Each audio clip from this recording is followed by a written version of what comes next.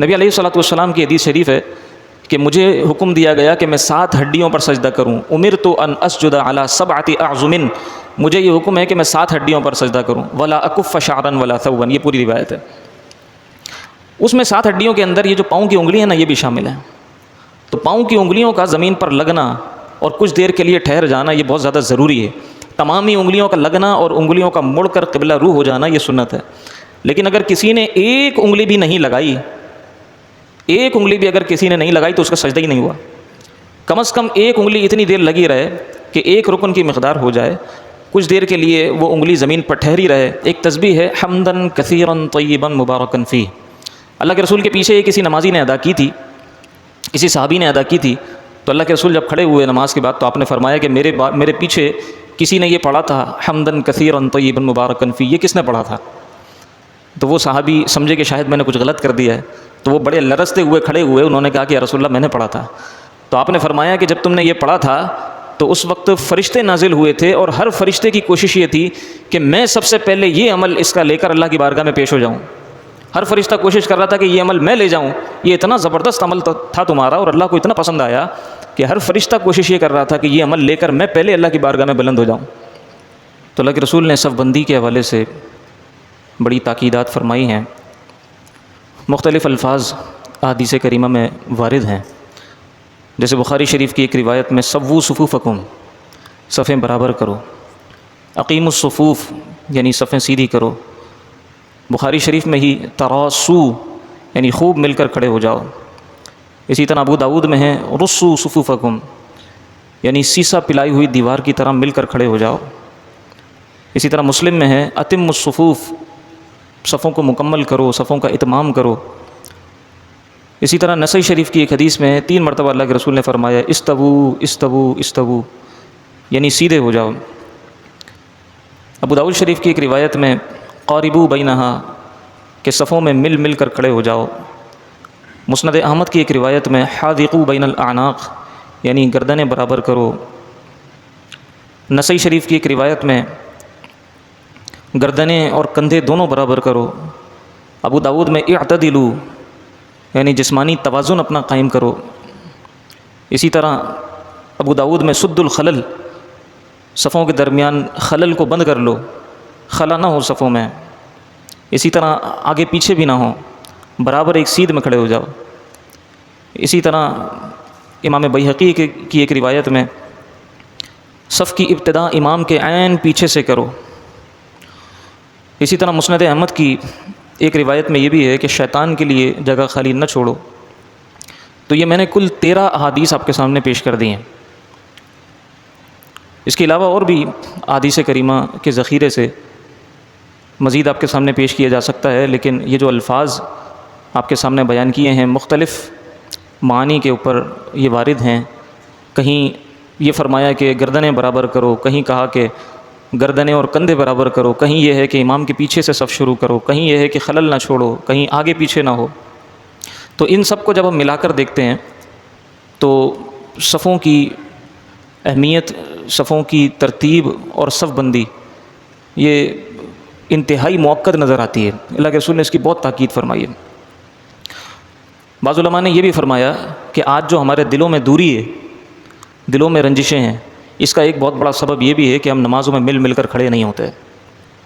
تو صفوں میں جو خلا ہوتا ہے یہ ہمارے دلوں میں بھی خلا کو جنم دیتا ہے. ظاہر ہے ویسے بھی انسان اگر لاجیکلی بھی اس کو دیکھے تو جب ہم کسی سے دور دور کھڑے ہوتے ہیں تو ہمارا دل بھی اس سے نہیں ملتا. جب ہم کسی کے ساتھ مل کر کھڑے ہو جاتے ہیں ہمارا دل بھی اس سے مل جاتا ہے. تو نماز کی تو یہ شان ہے اور مسجد کا یہ جو مظہر ہے کہ تمام مسلمان چاہے امیر ہو، غریب ہو، چھوٹا ہو، بڑا ہو، کالا ہو، گورا ہو، کہیں کا بھی ہو، وہ سب صفوں میں ایک ساتھ کھڑے ہو جاتے ہیں، مل کر کھڑے ہو جاتے ہیں، قریب قریب کھڑے ہو جاتے ہیں. اس حوالے سے گزشتہ جمعۃ المبارک یہ بات بھی کی گئی تھی کہ کہیں ایسا نہ ہو کہ ہمارے منہ سے بدبو آ رہی ہو، کہیں ایسا نہ ہو کہ ہمارے کپڑوں سے بدبو آ رہی ہو یا ہمارے موزوں سے بدبو آ رہی ہو، لوگوں کو ہمارے ساتھ کھڑے ہونے میں کوئی تکلیف اور دشواری محسوس ہو رہی ہو. اس کا بھی اہتمام کرنا بہت زیادہ ضروری ہے. اگر کوئی ایسی چیز استعمال کرتے ہیں، سگریٹ نوشی کرتے ہیں یا کوئی ایسی چیز استعمال کرتے ہیں، لہسن کھایا ہے، پیاز کھائی ہے، تو بھی مسجد میں فوراً منہ کی بو دور کیے بغیر آنا منع ہے. اسی وجہ سے کہ ایک تو مسجد کا جو ماحول ہے وہ آلودہ ہوتا ہے، مسجد کے ماحول کو پاکیزہ رکھنا، خوشبودار رکھنا یہ مستحسن ہے، بجائے اس کے کہ اس کو بو سے آلودہ کرنا۔ تو جب ہم صاف ستھرے ہوں گے، نظیف ہوں گے، تو انشاءاللہ کسی کو ہمارے ساتھ کھڑے ہونے میں کوئی دشواری بھی نہیں ہوگی۔ تو اس حوالے سے بھی اس کو دیکھنا، اس تناظر میں بھی دیکھنا بہت زیادہ اہم ہے۔ کچھ لوگوں کو ویسے ہی ذرا کھل کے کھڑے ہونے کی عادت ہوتی ہے، مسجد میں اس طرح نہیں کرنا چاہیے، مسجد میں صف بندی اچھے انداز میں کرنی چاہیے، خلل نہیں چھوڑنا چاہیے۔ اللہ کے رسول نے فرمایا کہ بیچ میں شیطان داخل ہو جاتا ہے، تو شیطان کے داخل ہونے کے لیے جگہ نہ چھوڑو، بلکہ جڑ کر کھڑے ہو جاؤ، مل کر کھڑے ہو جاؤ، اس کی بہت زیادہ اہمیت ہے۔ اسی طریقے سے صف بندی کی جب ہم بات کرتے ہیں تو یہ بھی میں نے عرض کیا کہ صفیں بالکل امام کے عین پیچھے سے شروع ہونی چاہیے۔ صف شروع کرنے کا یہی طریقہ ہے، یعنی پہلی صف ہو گئی، دوسری صف ہو گئی، ابھی امام نماز شروع کر رہا ہے، 2 صفیں 3 صفیں ہیں، اس کے بعد جو لوگ آئیں گے چوتھی صف بنائیں گے یا تیسری صف بنائیں گے، تو صف بنانی کہاں سے شروع کرنی ہے؟ صف بنانی کونے سے شروع نہیں کرنی بلکہ درمیان سے شروع کرنی ہے۔ اب جو بندہ آئے گا وہ درمیان میں کھڑا ہوگا، امام کے عین پیچھے کھڑا ہوگا۔ یہ نہیں کہ جہاں پنکھا رکھا ہوا ہے وہاں سے صف شروع ہوگی، یا جہاں اے سی رکھا ہوا ہے وہاں سے صف شروع ہوگی۔ اپنی سہولت نہیں دیکھنی اس میں کہ بھئی ہمیں ہوا زیادہ لگ جائے، ہمیں ٹھنڈ زیادہ لگ جائے، بلکہ اللہ کے گھر میں آئے ہیں، نماز پڑھنے کے لیے آئے ہیں، تو جو نماز کا طریقہ ہے، جو صف بندی کا طریقہ ہے، اسی طریقے کو ہمیں فالو کرنا ہوگا۔ تو اس بات کا بھی بہت زیادہ خیال رکھنا ضروری ہے۔ اسی طریقے سے بعض لوگ صف میں خلا چھوڑ دیتے ہیں، صف میں جڑ کر کھڑے نہیں ہوتے، نماز کا وقت ہو گیا، ان کو اپنا بس یہ پتہ ہوتا ہے کہ اب نماز پڑھنی ہے، دائیں بائیں نہیں دیکھتے کہ صف میں خلا ہے تو ذرا تھوڑا سا جڑ جائیں۔ تو یہ بھی بہت ضروری ہے، اور اسی طرح یہ بھی بہت ضروری ہے کہ بعض لوگ زبردستی صف میں داخل ہو جاتے ہیں، جگہ نہیں ہے لیکن وہ زبردستی داخل ہونے کی کوشش کرتے ہیں۔ اگر اتنا خلا ہے کہ ایک بندہ نہیں آ سکتا تو لوگ جب مل کر کھڑے ہو جائیں، ہو سکتا ہے کہ کونے پہ کچھ خلا بن جائے اور ایک بندے کے کھڑے ہونے کی جگہ بن جائے، اور اگر نہ بنے ایک بندے کے کھڑے ہونے کی جگہ تو پھر زبردستی صف میں داخل ہو کر دوسروں کی نماز بھی ڈسٹرب کرنا یہ بھی کوئی معقول نہیں ہے۔ تو یہ دونوں باتیں اپنی جگہ ہیں، ایک تو یہ کہ صف میں خلا نہ چھوڑیں، دائیں بائیں دیکھیں نماز شروع کرنے سے پہلے، اگر صف میں خلا ہے تو صفوں میں جڑ کر کھڑے ہوں، اور کسی بندے کے داخل ہونے کی جگہ بن جائے تو کسی کو بلا کر صف مکمل کر لیں۔ اور یہ بھی ضروری ہے کہ ذرا سا اگر خلا ہو تو کوئی بندہ زبردستی داخل ہو کر لوگوں کے لیے دشواری کا سامان نہ بنے، ایسا نہ ہو کہ لوگوں کی جو نماز ہے وہی وسوسوں کا شکار ہو جائے اور نماز خراب ہو جائے۔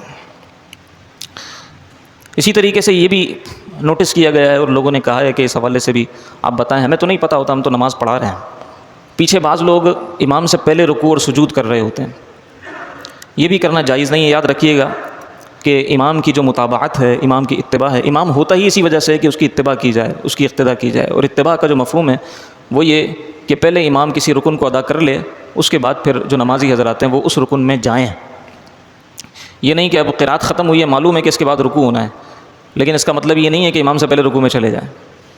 پہلے امام رکوع میں جائے گا، پھر اس کے بعد مقتدی حضرات رکوع میں جائیں گے۔ یہاں تک بھی علماء نے فرمایا کہ اگر کسی نے رکوع سجود وغیرہ اس طرح کیے کہ بعض لوگ چلے جاتے ہیں، اب چلے گئے امام سے پہلے انہوں نے سر اٹھا لیا، ٹھیک ہے نا، تو امام سے پہلے اگر اٹھا لیا انہوں نے، یا امام نے سجدہ بعد میں کیا، وہ پہلے سجدے سے سر اٹھا چکے تھے، اب دوبارہ اگر وہ سجدے میں امام کے ساتھ شامل نہیں ہوں گے تو ان کی نماز ہی خراب ہو جائے گی، ان کی اپنی نماز ٹوٹ جائے گی، اس لیے کہ امام کی مطابقت انہوں نے کی نہیں۔ یعنی سجدے میں وہ امام سے پہلے چلے گئے، ابھی امام صاحب سجدے میں جا رہے ہیں، امام صاحب سجدے میں گئے نہیں ہیں، وہ سجدے سے اٹھ گئے، وہ سجدے سے اٹھ کے بیٹھ گئے، انتظار کر رہے ہیں کہ ابھی امام صاحب بھی اس کے پیچھے ظاہر سجدے سے اٹھیں گے۔ تو اگر اس طرح کسی نے کیا اور وہ واپس دوبارہ سجدے میں نہیں گیا، اس پر لازم ہوگا کہ امام سجدے میں گیا تو وہ بھی سجدے میں چلا جائے، اگر نہیں گیا بیٹھ کے انتظار کر رہا ہے تو اس کی نماز ہی خراب ہو جائے گی۔ تو امام کے بعد رکوع سجود کرنا اور دیگر ارکان ادا کرنا یہ بہت زیادہ ضروری ہے۔ اسی طریقے سے تعدیل ارکان یہ بہت زیادہ اہم ہے، یہ بہت دیکھا گیا ہے، لوگ جلدی جلدی نماز ادا کرتے ہیں، اور جلدی جلدی نماز ادا کرنے میں نہ اپنا رکوع ٹھیک سے کرتے ہیں، نہ رکوع کے بعد جو کھڑے ہوتے ہیں اس کو قوما کہتے ہیں، سمع اللہ لمن حمدہ، نہ وہ ٹھیک سے کہتے ہیں، اور نہ سجدہ وہ پورے طریقے سے ادا کرتے ہیں، اور 2 سجدوں کے درمیان جو بیٹھنا ہوتا ہے وہ بھی پورے طریقے سے نہیں بیٹھتے۔ 2 سجدوں کے درمیان جو حضرات یہاں نماز ادا کرتے ہیں ان کو اس بات کا اندازہ ہوگا کہ میں بہت زیادہ اہتمام کرتا ہوں کہ 2 سجدوں کے درمیان بہت ہی تحمل سے بیٹھوں۔ بخاری شریف کی ایک روایت ہے، حضرت انس بن مالک رضی اللہ تعالیٰ عنہ نے نبی علیہ الصلوۃ والسلام کا عمل بیان کیا، اور انہوں نے فرمایا کہ میں تمہارے سامنے اللہ کے رسول کا وہ عمل بیان کروں گا جو میں نے دیکھا ہے۔ اور حضرت انس بن مالک وہ ہیں جو 10 سال حضور کی خدمت میں رہے ہیں، 10 سال حضور کی خدمت میں رہے۔ انہوں نے کہا کہ میں اللہ کے رسول کا عمل بیان کروں گا، تو حضرت ثابت جنہوں نے اس کو آگے بیان کیا وہ کہتے ہیں کہ میں نے حضرت انس رضی اللہ تعالیٰ عنہ کو یہ کہتے ہوئے سنا کہ نبی کریم صلی اللہ تعالیٰ علیہ وآلہ وسلم جب اپنا رکوع سے سر اٹھاتے تھے تو اتنی دیر اللہ کے رسول کھڑے ہوتے تھے کہ بعض اوقات لوگ یہ سمجھتے تھے کہ بھائی نماز مکمل ہو گئی ہے، اب یہ سجدے میں جانا بھول گئے۔ تو اللہ کا فضل ہے۔ اچھا، اس میں یہ تغلیباً ہے، یہ نہیں کہ انسان کوئی 15 منٹ 20 منٹ تک کھڑا ہو جائے، سکون سے اطمینان کے ساتھ کھڑا ہو جائے۔ اسی لیے ایک تسبیح بھی موجود ہے، وہ یہ کہ سمع اللہ لمن حمدہ ربنا ولک الحمد۔ اس کے بعد ایک تسبیح ہے حمدن کثیرا طیبا مبارکا فیہ۔ اللہ کے رسول کے پیچھے کسی نمازی نے ادا کی تھی، کسی صحابی نے ادا کی تھی، تو اللہ کے رسول جب کھڑے ہوئے نماز کے بعد تو آپ نے فرمایا کہ میرے پیچھے کسی نے یہ پڑھا تھا حمدن کثیرا طیبا مبارکا فیہ، یہ کس نے پڑھا تھا؟ تو وہ صحابی سمجھے کہ شاید میں نے کچھ غلط کر دیا ہے، تو وہ بڑے لرزتے ہوئے کھڑے ہوئے، انہوں نے کہا کہ یا رسول اللہ میں نے پڑھا تھا۔ تو آپ نے فرمایا کہ جب تم نے یہ پڑھا تھا تو اس وقت فرشتے نازل ہوئے تھے، اور ہر فرشتے کی کوشش یہ تھی کہ میں سب سے پہلے یہ عمل اس کا لے کر اللہ کی بارگاہ میں پیش ہو جاؤں۔ ہر فرشتہ کوشش کر رہا تھا کہ یہ عمل میں لے جاؤں، یہ اتنا زبردست عمل تھا تمہارا اور اللہ کو اتنا پسند آیا کہ ہر فرشتہ کوشش یہ کر رہا تھا کہ یہ عمل لے کر میں پہلے اللہ کی بارگاہ میں بلند ہو جاؤں۔ تو اس سے یہ بھی معلوم ہوتا ہے کہ جب بندہ پڑھے گا حمدن کثیرا طیبا مبارکا فیہ تو اطمینان سے کھڑا رہے گا کچھ دیر کے لیے۔ تو تعدیل ارکان کے اندر اطمینان بہت زیادہ ضروری ہے، یہاں تک کہ اگر کسی نے ایک رکن قیام نہیں کیا، یعنی کم از کم اتنی مرتبہ کہ جب بہت اطمینان سے سبحان اللہ 3 مرتبہ کہا جا سکے تو اس کا رکن خراب ہو جاتا ہے۔ تو تعدیل ارکان میں اطمینان کے ساتھ سبحان اللہ یعنی ایک رکن ادا کرنے کی مقدار کم از کم اتنا سیدھا کھڑا رہے کہ اس کو اطمینان ہو جائے۔ تعدیل کا مطلب ہی یہی ہوتا ہے کہ اس کے ساتھ انصاف کرے، اطمینان کے ساتھ کھڑا ہو جائے۔ اطمینان کے ساتھ کھڑا ہونے کے بعد اطمینان کے ساتھ سجدہ کرے گا، اور پھر 2 سجدوں کے درمیان اطمینان کے ساتھ بیٹھے گا۔ یہ دیکھا گیا ہے کہ لوگ ابھی سجدے سے پوری طرح اٹھتے بھی نہیں، دوبارہ سجدے میں چلے جاتے ہیں، رکوع سے بھی پوری طرح اٹھتے بھی نہیں ہیں، سیدھے کھڑے بھی نہیں ہوتے کہ سجدے میں چلے جاتے ہیں۔ یوں اگر کریں گے تعدیل ارکان واجب ہے، واجب چھوٹ جائے گا، سجدہ سہو لازم ہو جائے گا، سجدہ سہو اگر نہیں کیا تو نماز کو دوبارہ پڑھنا لازم ہو جائے گا۔ اب کتنی نمازیں ہم نے اس طرح پڑھ لی ہوں گی، یا جو اس طرح کرتے ہیں غلط، اگر مسئلہ نہیں پتہ تو مسئلہ پہلے بھی یہ بیان کیا جا چکا ہے، ایسا نہیں کہ پہلی مرتبہ بیان ہو رہا ہے، پہلے بھی یہ بیان کیا جا چکا ہے، یہ بہت زیادہ اہم ہے، اس کے اوپر بہت زیادہ فوکس کرنے کی ضرورت ہے۔ اسی طریقے سے بعض لوگ جلدی نماز پڑھنے کی وجہ سے سجدہ ایک تو یہ کہ جلدی ادا کرتے ہیں، دوسرا یہ کہ اپنے پاؤں کی انگلیاں زمین پر نہیں لگاتے، اس کی بھی بہت اہمیت ہے۔ نبی علیہ الصلوۃ والسلام کی حدیث شریف ہے کہ مجھے حکم دیا گیا کہ میں 7 ہڈیوں پر سجدہ کروں، امرت ان اسجد علی 7 اعظم، مجھے یہ حکم ہے کہ میں 7 ہڈیوں پر سجدہ کروں، ولا اکف شعرا ولا ثوبا، یہ پوری روایت ہے۔ اس میں 7 ہڈیوں کے اندر یہ جو پاؤں کی انگلیاں ہیں نا، یہ بھی شامل ہیں۔ تو پاؤں کی انگلیوں کا زمین پر لگنا اور کچھ دیر کے لیے ٹھہر جانا یہ بہت زیادہ ضروری ہے۔ تمامی انگلیوں کا لگنا اور انگلیوں کا مڑ کر قبلہ رو ہو جانا یہ سنت ہے، لیکن اگر کسی نے ایک انگلی بھی نہیں لگائی، ایک انگلی بھی اگر کسی نے نہیں لگائی تو اس کا سجدہ ہی نہیں ہوا۔ کم از کم ایک انگلی اتنی دیر لگی رہے کہ ایک رکن کی مقدار ہو جائے، کچھ دیر کے لیے وہ انگلی زمین پر ٹھہری رہے۔ ہاں یہ ہو سکتا ہے کہ کسی نے سجدہ ادا کیا، زمین پر انگلی لگائی، کچھ دیر ٹھہری رہی، پھر اس کے بعد اس کے پاؤں اڑ گئے، اگرچہ ایسا ہونا نہیں چاہیے، لیکن اگر ایسا کیا تو سجدہ ادا ہو جائے گا۔ بعض لوگ ایسا کرتے ہیں، سجدے میں گئے پاؤں اوپر چلے گئے، پاؤں پورے سجدے میں زمین پر لگے ہی نہیں، اگر ایسا ہوا تو پھر سجدہ ادا نہیں ہوگا۔ دونوں پاؤں میں سے کوئی ایک انگلی بھی اگر زمین پر نہیں لگی تو وہ سجدہ ہی ادا نہیں ہوگا، نماز کو دوبارہ پڑھنا لازم ہوگا۔ تو یہ باتیں جو ہے وہ انتہائی اہم ہیں اور ان کو پیش نظر رکھنا بہت ضروری ہے۔ ایسا نہ ہو کہ عمر بھر ہم لوگ نمازیں ادا کرتے رہے ہیں اور یہ سمجھیں کہ ہم تو بڑے نمازی تھے اور وہ نمازیں ہماری ساری بیکار ہو جائیں۔ اسی طریقے سے صحابہ اکرام رضوان اللہ تعالیٰ علیہ مجمعین کا جو عمل تھا وہ یہ تھا کہ جب نبی علیہ الصلوۃ والسلام کو دیکھتے تھے، جب امام کو دیکھتے تھے تب کھڑے ہوتے تھے۔ فقہاء نے تو یہاں تک لکھا ہے کہ حی علی الفلاح پر کھڑے ہونا، حی علی الصلاح پر کھڑے ہونا شروع کریں اور حی علی الفلاح تک مکمل کھڑے ہو جائیں۔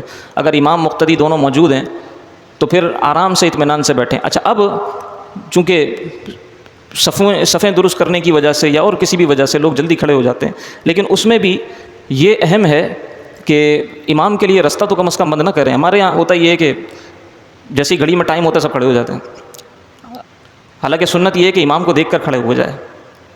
تو گھڑی میں ٹائم ہوا، سب کھڑے ہو گئے. کئی مرتبہ ایسا ہوتا ہے، یہ میرا اپنی بھی آپ بیتی ہے کہ میں پیچھے کھڑا ہوتا ہوں، آگے تک آنا مشکل ہو جاتا ہے. بعض اوقات پیچھے سے گھوم کے آنا پڑتا ہے، بعض اوقات صفوں کو چیرتے ہوئے آنا پڑتا ہے، تو وہ بھی اچھا نہیں ہوتا. تو اطمینان سے کم از کم یا تو بیٹھیں، یا کم از کم یہ ہے کہ اتنا راستہ چھوڑ دیا جائے کہ امام کو آنے میں پریشانی نہ ہو. ورنہ یہ ہے کہ امام کو دیکھ کر کھڑے ہوں، یہی بہتر ہے. اور کچھ نمازی اس پر عمل کرتے بھی ہیں، وہ بیٹھے ہوئے ہوتے ہیں. اور کچھ لوگوں نے مجھے کہا بھی ہے کہ اس کی طرف آپ بطور خاص توجہ دلائیں. اور انہوں نے اپنا عمل بھی بتایا کہ ہم امام کو دیکھ کر کھڑے ہوتے ہیں، اور سنت طریقہ بھی یہی ہے کہ امام کو دیکھ کر کھڑا ہوا جائے. امام آ کے کھڑا ہوا ہے تو پھر ٹھیک ہے، پھر سب جو ہے وہ اپنا قیام کر لیں اور کھڑے ہو جائیں. تو اس پر بھی ہمیں خاص توجہ دینے کی ضرورت ہے. اسی طریقے سے جمعے کے دن گردنیں نہ پھلانگنا. بعض لوگ جمعے کے دن گردنیں پھلانگتے ہوئے آتے ہیں. اللہ کے رسول نے یہ بھی بیان فرمایا کہ جو جمعے کے دن گردن پھلانگتا ہے تو وہ گویا پل صراط پر جو ہے وہ پل صراط کے لیے رستہ ہموار کرتا ہے. یعنی یوں بھی ہے کہ پل صراط پر وہ جو ہے جس طرح گردنیں پھلانگتا ہوا آ رہا ہے تو لوگ اس کی گردنیں پھلانگتے ہوئے پل صراط کے اوپر سے گزر رہے ہوں گے. اللہ اکبر، یہ بہت بڑی وعید ہے. تو اس کو بطور خاص ہمیں دیکھنا چاہیے. بعض لوگ پیچھے رہتے ہیں اور پھر اس کے بعد آگے جو ہے وہ صفوں کو چیرتے ہوئے آنا شروع کرتے ہیں. تو یہ بھی لوگوں کے لیے بہت زیادہ تکلیف کا باعث بنتا ہے. اچھا، اس میں ہماری اپنی بھی کچھ غلطی ہے. ہم بھی جڑ کر نہیں بیٹھتے، بہت زیادہ خلا چھوڑ دیتے ہیں. جب خلا چھوڑا ہے تو ہم نے خود لوگوں کو دعوت دی ہے کہ آگے آ جاؤ. جب خلا ہی نہیں ہوگا تو طریقہ کار یہ ہے کہ جب بیٹھیں صفوں میں تو پہلے ہی جڑ کر بیٹھیں. یعنی جب نماز کھڑی ہو تو صف بندی کے لیے بہت زیادہ کوئی جو ہے وہ مشکل کی ضرورت پیش نہ آئے، بلکہ صفیں تقریباً جڑی ہوئی ہوں. جب کھڑے ہوں تو ایک آدھ کسی کی ایڈجسٹمنٹ کی ضرورت ہو تو وہ کر لی جائے. اگر اس طرح ہو جائے گا تو صفوں کی جو ترتیب ہے وہ بھی ٹھیک ہو جائے گی، اور پیچھے سے جو صفوں کو پھلانگ کر آگے آنے کا، گردنیں پھلانگنے والا مسئلہ ہے وہ بھی حل ہو جائے گا. اسی طریقے سے یہ بھی بہت اہم ہے کہ لوگ سائڈز میں کھڑے ہوتے ہیں. جیسے ہم نے یہاں پر سائڈ میں رستے بنائے ہوئے ہیں تو لوگ یہاں سائڈ میں کھڑے ہو جاتے ہیں. حالانکہ یہ بنایا ہوا اس وجہ سے ہے کہ کسی کو گزرنے میں کوئی دشواری نہ ہو. اگر وہاں کھڑے ہو گئے تو اس کا مقصد ہی فوت ہو جائے گا. چونکہ یہ جگہ ایسی ہے کہ یہاں پر اگر بیچ صف میں کوئی سنتیں، بیچ صف میں اگر کسی کی نماز رہ گئی، وہ اپنی نماز ادا کر رہا ہے، تو ظاہر ہے کہ آگے والے کو اگر گزرنا ہے تو اس کو دشواری ہو جاتی ہے. اس وجہ سے یہ رستہ بنایا گیا ہے. تو اس رستے کا بھی خیال کریں. اللہ کریم ہم سب کی نمازوں کو اپنی بارگاہ میں قبول فرمائے، ہماری غلطیوں کی اصلاح فرمائے. وما علیہ الا البلاغ المبین.